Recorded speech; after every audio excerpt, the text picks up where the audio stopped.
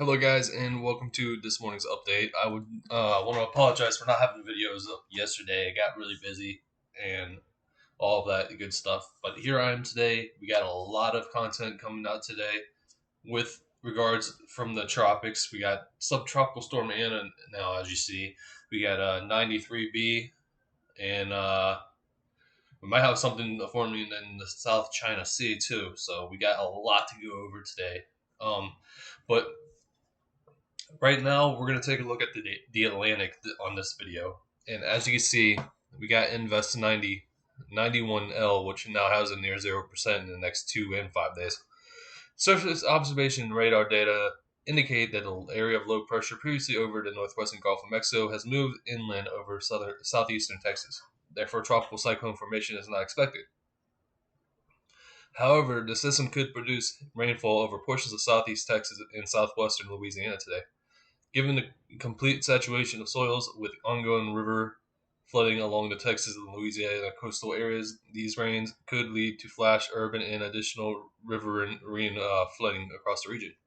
So, 91L is primarily a rain threat for southeastern Texas and southwestern Louisiana. So, please be mindful of the areas that you drive in. And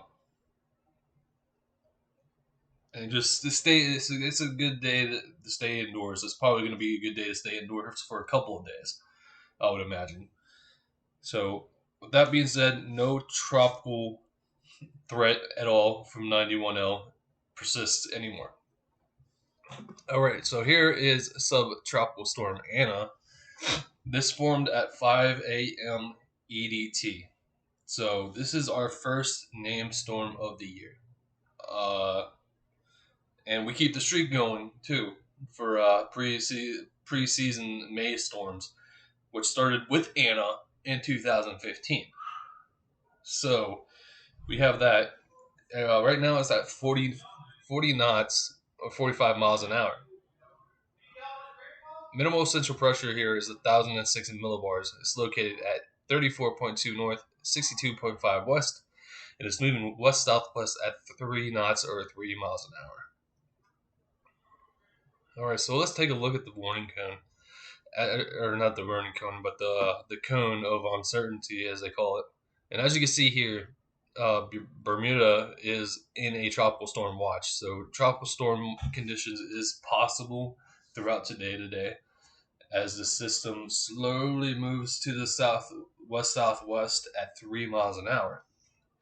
But as you can see in this cone, it's not really predicted to make it that far southwest, as you can see. So,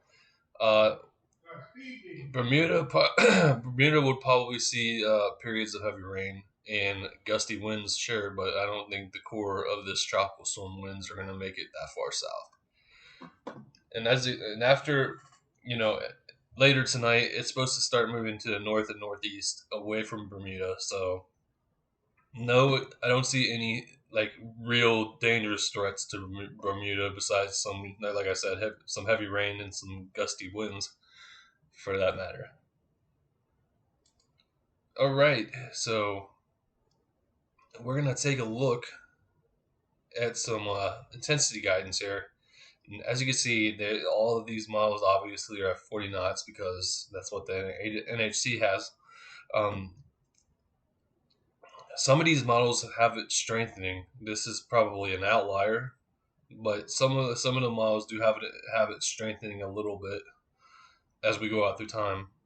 But as you can see, the majority of these guidance models have it weakening at this point. So we're gonna have, like I said, a short-lived subtropical storm on our hands for I would say in the next 24 to 48 hours, we're probably going to have Ana with us.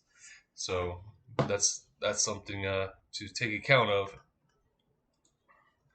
All right, so here is the IR picture, and as you can see, we can see clearly where the low-level center is right here. And it looks like the convection is starting to dry up a little bit in the center.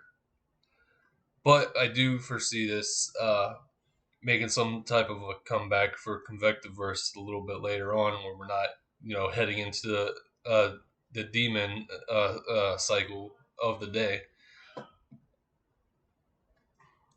All right, so now we're gonna take a look at the GFS, and this is 6 hours out.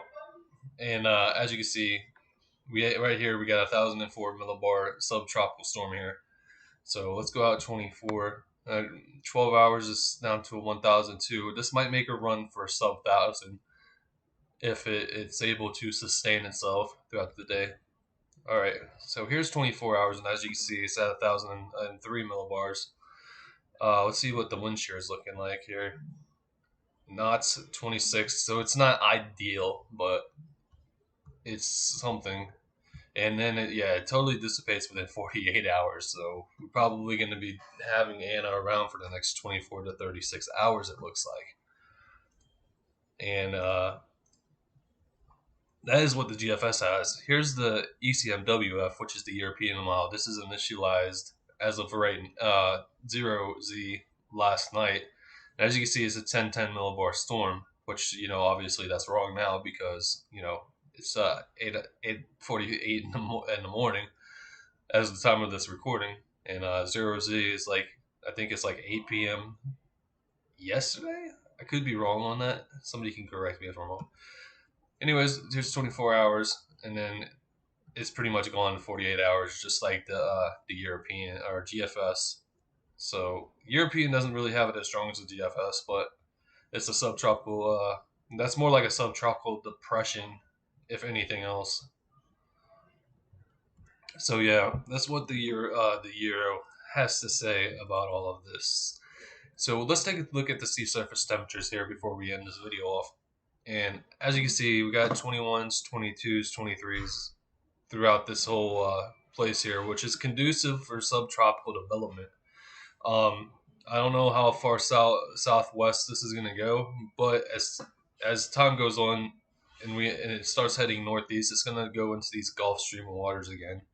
So who knows what the future it holds for subtropical storm Ana, but all we know is that it's here, and the May streak continues for the 7th year in a row, with preseason formation before the season even starts. So, with that being said, this is my video for Ana, and here in a little bit, I'm going to be doing a video on 93B that's in the North Indian Ocean. Thank you guys for watching, and I'll see you guys here shortly.